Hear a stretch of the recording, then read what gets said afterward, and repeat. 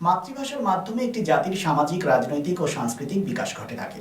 তাই মাতৃভাষা যে কোনো জাতির জন্য একটি অপরিহার্য প্রকাশ মাধ্যম।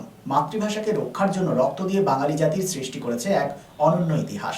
21শে ফেব্রুয়ারি আন্তর্জাতিক মাতৃভাষা দিবস প্রসঙ্গে কি বললেন বিশিষ্ট সমাজসেবী তথা সংস্কৃতি মনস্ক অধীর গুপ্ত? সাক্ষাৎকারটি দেখুন শুধুমাত্র এসপিএনে। আন্তর্জাতিক মাতৃভাষা দিবস 21শে ফেব্রুয়ারি আমরা পালন করব।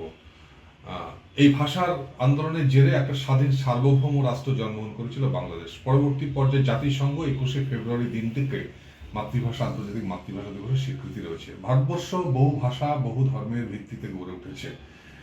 আমরা মূলত বাঙালি। বাংলা ভাষার প্রসার এবং ব্যাপ্তির জন্য যে ভূমিকা গ্রহণ করা উচিত, অভিভাবকদের থেকে শুরু করে ছাত্র সমাজ, সাধারণ মানুষের, ইংরেজি থাকুক, যুগ উপযোগী ক্ষেত্রে ইংরেজি আন্তর্জাতিক ভাষা আমাদের সেই লক্ষ্যে এগাতে হবে, কিন্তু মাতৃভাষাটার মধ্য দিয়ে শিক্ষা সংস্কৃতি আর ব্যাপ্তি ঘটুক। কি বলবেন আপনি? বলার তো বেশি কিছু নাই, তবে যেখান থেকে আপনি বললেন বাংলাদেশ থেকে এই যে আন্দোলনটা হয়েছিল, সে বাংলাদেশই আজকে পালন করছে না। এটা কি দুঃখজনক? খুবই দুঃখজনক। অ্যাকচুয়ালি আমরা যারা এই সাউথ এশিয়ান লোকেরা, বিশেষ করে ইন্ডিয়ান কন্টিনেন্ট, আমরা খুব তাড়াতাড়ি না আমাদের ইতিহাসটাকে ভুলে যাই। কালকে কি হয়েছে সেটাই মনে রাখতে চাই না। বাংলাদেশে দেখুন 71 যুদ্ধটাই ওরা ভুলে যেতে বসেছে, বা ভাষা দিবসটাই ভুলে গেছি। ব্যাপারটা হচ্ছে, দেখুন, মূল্যেই রাজনীতি আসবে। বাংলাতে তো রাজনীতি দ্বন্দ্বে দ্বন্দ্বে ঢুকে গেছে। আপনাকে বুঝতে হবে কি বামপন্থীর সময় যে ফুল যে নীতি হলো, ইংরেজি বাংলা, বাংলা ইংরেজি এইসব করতে গিয়ে পাস ফেল এসব গণ্ডগোল করে আজকে দেখুন বাংলার মুখে দিনের পর দিন আপনি দেখবেন প্রতি জায়গাতে বাংলা মিডিয়াম স্কুলগুলোর সংখ্যা ছাত্রদের কমে আসছে। এটাই তো দৃষ্টান্ত যে ছাত্ররা বাংলা ভাষার উপরে তাদের সেই আত্মিক টানটা কোথাও যেন হারিয়ে ফেলছে। এর কারণগুলো অনুসন্ধান করা দরকার কি? একদম করা উচিত। যারা সমাজতান্ত্রিক, যারা এইসব বহু এমনি নাড়াঘাটা করেন, বা যারা নিজেকে বুদ্ধিজীবী বলে চিহ্নিত করেন নিজেরা, এই ব্যাপারে কেন ওদের রিসার্চ ওয়ার্ক নেই? আমার দুঃখ এখানে লাগে। এটার উপর রিসার্চ হওয়া দরকার। সমস্ত শ্রেণীর মানুষকে এগিয়ে আসা উচিত। কি আপনি দেখবেন ম্যাক্সিমাম জায়গাতে এখন ইয়াং ছেলেরা ইংরেজিতে কথা বলছে। তো ভাষা যদি নিজের ইংরেজি করুক, সারা পৃথিবী জুড়ে প্রয়োজন আছে, কিন্তু নিজের ভাষার বিনিময় নয়। ঠিক। আমার ভাষার সাথে ভাষার যুদ্ধ নেই, কিন্তু ভাষাটা, আমার ভাষাটাকে আমার মতো করে দরকার রয়েছে, যেক্ষেত্রে মনের আবেগ, মনের সংস্কৃতি, শিল্পকলার আরো প্রসার ঘটে। আবেদনটা কি রাখবেন বলুন তো? আজকের এই বর্তমান একটা অদ্ভুত সামাজিক সমস্যা সৃষ্টি হয়েছে, আবেদনটা কি? দেখুন, আপনি যখন স্কুলে যান, একটা স্কুলের ড্রেস হয়, স্কুল ড্রেস, তাই না? আপনি অফিসে যখন যান তখন অফিসের একটা ড্রেস আছে, ঠিক? আপনি যখন আমার দার্জিলিং বেড়াতে যান, তার একটা ড্রেস আলাদা হয়। যারা গোয়াতে যায় তারা আবার একটা ড্রেস কোড আলাদা লাগিয়ে নেয়। আমার সেখানে কোনো আপত্তি নেই কারো ড্রেস কোডে, কিন্তু নিজের ড্রেসটাকে কেন তুমি ভুলে যাচ্ছ? নিজের ভাষাটাকে কেন ভুলে যাচ্ছ? নিজের খাবারটা কেন ভুলে যেতে বসেছ? আজকে দেখবেন বিয়ে বাড়িতে মাছ কম হয় বোধহয়, কিন্তু আর নতুন নতুন রাসায়ন অনেক কিছু চলে এসছে। থাক না, নতুন জিনিসকে আগমন করুন, ওয়েলকাম করুন, এটা তো ভালো জিনিস, কোনো অসুবিধা নেই তাতে।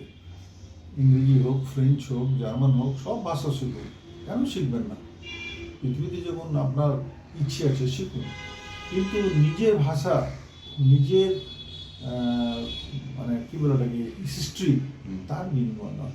তাহলে আপনার আইডেন্টিটি একটা ক্রাইসিস হয়ে যাবে, আপনি নিজে হারিয়ে ফেলবেন নিজেকে, বা নিজে হারিয়ে যাবেন। অর্থাৎ আপনার বক্তব্য হচ্ছে নিজের অস্তিত্বকে বজায় রাখার জন্য নিজের ভাষাটাকে আরো আপন করে তার প্রসার ঘটানো উচিত। একদম ঘটানো উচিত এবং আঁকড়ে ধরা উচিত। সমস্ত জায়গাতে আমরা মানে প্রশাসন নয়, প্রশাসন বলবে তুমি আমাকে চিঠি লিখবে বাংলায় লিখো, নাহলে আমি অ্যাকসেপ্ট করবো না। না, অ্যাওয়ারনেস দিতে হবে। সমস্ত পশ্চিমবাংলার মানুষ সবাই বাংলাতেই আমরা আবেদন করবো চিঠিতে। যখনই অফিসে যাবো বাংলায় কথা বলবো, নিজের দোকানের সামনে বাংলায় বোর্ড লাগাবো, অসুবিধা তো নেই, নেই। ইংরেজিও লাগান, যদি দরকার ইচ্ছা হয় হিন্দিও লাগান, তামিলও লাগান, কিন্তু বাংলাও নিশ্চয়ই লাগান। আসানসোল শিল্পাঞ্চলে sanitary fittings, sanitary pipe, taps, water heater এবং আরো অন্যান্য হোম অ্যাপ্লায়েন্সেসের একটি বিশ্বস্ত দুটি নাম আশিস স্যানিটারি এন্টারপ্রাইজ এবং আশিস বাথ গ্যালাক্সি। আধুনিক শীততাপ নিয়ন্ত্রিত শোরুমে আপনি পাবেন পেরিবার, জাগুয়ার, ফিলোনেক্স এবং রোকার মতো বিশ্বমানের কোম্পানির bath fittings, pipe, water heater, taps and many more. So come and enjoy our services at your doorstep. Asis Sanitary Enterprise, opposite Loco Count, GT Road, Asansol. Phone number 94343-12083 and 973-414-8383. And our another showroom, Asis Bath Galaxy, a house of exclusive sanitary ware bath fittings. Aparna Apartment, MN Shah Road, Hutton Road, Asansol 1. Phone number 876-888-2406 and 973-414-8383. Since 1999 দীর্ঘ 25 বছর ধরে অভিনব গিনি house মানুষের সাথে মানুষের পাশে। অভিনব গিনি হাউসে রয়েছে সোনা, রূপো ও হীরের আধুনিক ডিজাইনের হালকা ও ভারী গহনার বিপুল সম্ভার। আপনার বাজেটের মধ্যেই অভিনব গিনি হাউস আপনাকে দেবে এক উষ্ণ পরিষেবা। বিবাহ, অন্নপ্রাশন থেকে শুরু করে যে কোনো মাঙ্গলিক অনুষ্ঠান এবং উৎসবের আগিনায় আপনার সেরা পছন্দ অভিনব গিনি হাউস।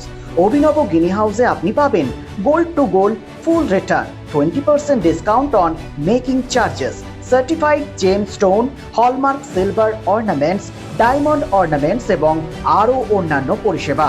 সুতরাং আর দেরি কেন? আপনার পছন্দের জিনিসটি বেছে নিতে আজই চলে আসুন অভিনব গিনি হাউস, বিসাইড বাজার Kolkata, GT road, Asansol. Phone number 9641225883, এছাড়া 034123119220।